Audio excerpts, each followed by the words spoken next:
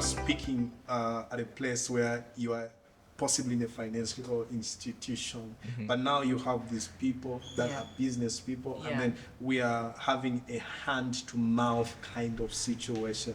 How do we then structure those? Is it 50, 30, 20 rule? Okay. Yeah. Which is a very important point that you've raised, Pastor. Households are different. They've got different sources of income, streams of income, and how money comes in.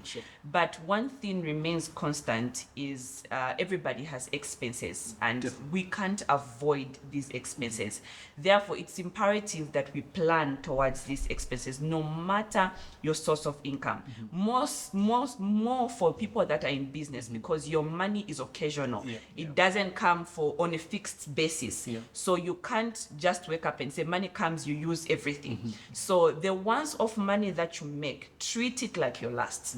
When it comes, when you close one deal, you get a customer who buys something in significance, you make sure that you treat it like it's your last. Plan like your life depends on it. Plan like there's no any other income coming in. So for example, you're into business, you close a deal, you get a significant amount. If it means paying rent for the next 3 months so that you can get a breather room, do that. If it means buying bulk groceries for the next 3 months, do that. Don't buy groceries for 1 month and you don't know where the money is going to come from the next month. Make sure that you treat everything with very much diligence. Also, as well, on your streams of income, make sure that when you're into business, try to get more streams of income, even for people that are in different households, into fixed income. You can't rely on one income. We personally don't rely on our incomes, because we've seen how these jobs, you can lose them at any time. So we try by all means to create other revenues of income. We used to have 2 cars, and because both of us had cars before we got married. But when we got married, we said we got the same direction of work. Why do we need 2 cars? So we got one and put it on Yango. Awesome. So that we know that those funds that will be coming from there will suffice, and cushion other expenses. So even as you are in formal employment, our advice to you is look for other streams of income. And when it comes to investments, it's not about big investments. Start where you are. It doesn't mean when we say emergency fund, we mean 50,000 kwacha. Emergency funds means 100 kwacha. Emergency funds means 150, because emergencies come in different forms and shapes. It can be just your parents calling you. We don't have milli-mil where we are, so it doesn't mean go and borrow a 300 to give them, but you would have touched out a little something. So at your level, wherever you are, we did not start where we are.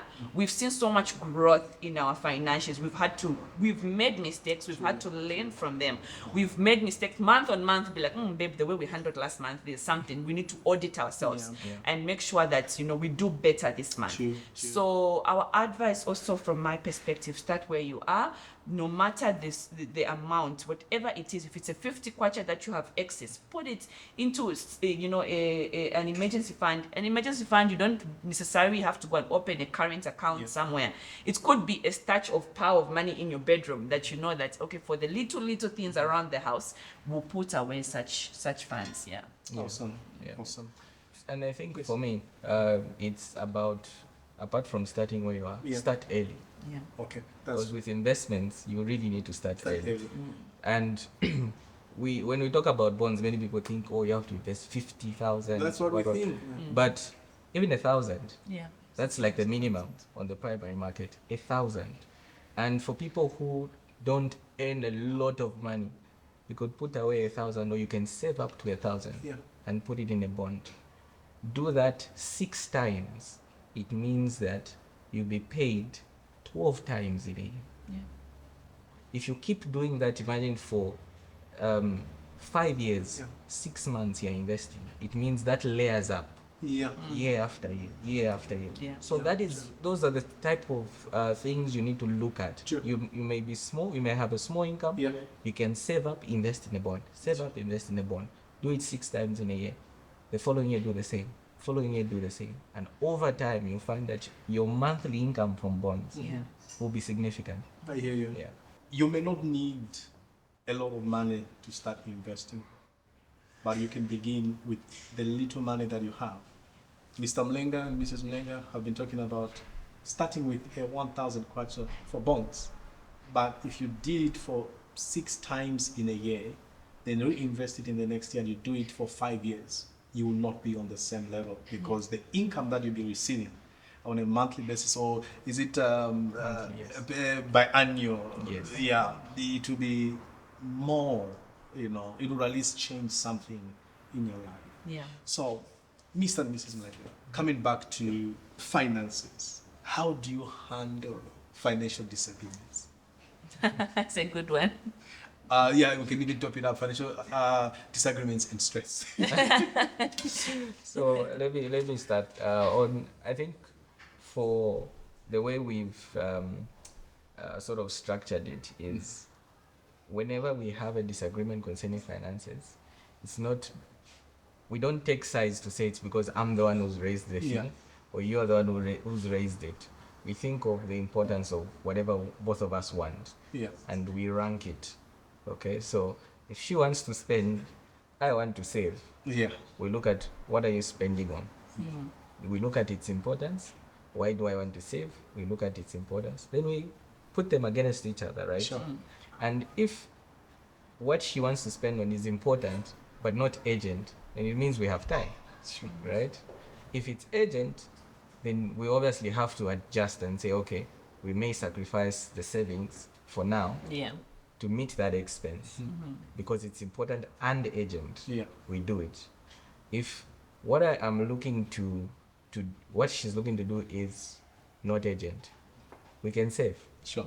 Until at the time when we now need to purchase whatever she needs to buy. So that's how we've sort of found a way to tweak things around just to meet. So it's obviously not always easy because we all want what we want. Sure. We have to think of it in that light to sort of manage each other. Yeah, that's true. I think just to add on, especially, I don't know about other women, but a lot of women, the spending age is always there. You one day you're randomly walking and you see this nice thing and you just have to have it. And that age is there. And it's a tough conversation, but sometimes it's to remind your partner why you are saving in the first place. Say, look, I know you really want this, but not to say if you have room you can't bend. It's important to make your woman happy. Awesome. You just have to. Bishop has been saying that a long time. Give your women. So you can't always be no. That will also cause another stress. But I think at the end of the day, as a couple, you have to agree what's important. And the moment you agree and you have that understanding, such conversations become easy because now, in as much as I want something, I'll then remember, like, okay, we need to buy land. And I will say, like he said, if I can't have it now, he will then plan on when I can get it. Yes, and when I can get it. Obviously, it has to be reasonable. I can't say I want a Range Rover. And one thing to note about my wife is that whenever she's coming with an expense, she's already thought of where the money will come from. Yes. And it's come with a solution, I'll try and plan it around, but it's important to always understand why you are on this journey. Awesome. If you're going to achieve the discipline you need. It's not easy, ladies. I hear you. You need that here, but it can wait. Awesome. Yes. Okay. Barbershop and all those other things. I'll get that 100 kwacha from that money and give the person. And I obviously don't have to come and report to say I used money.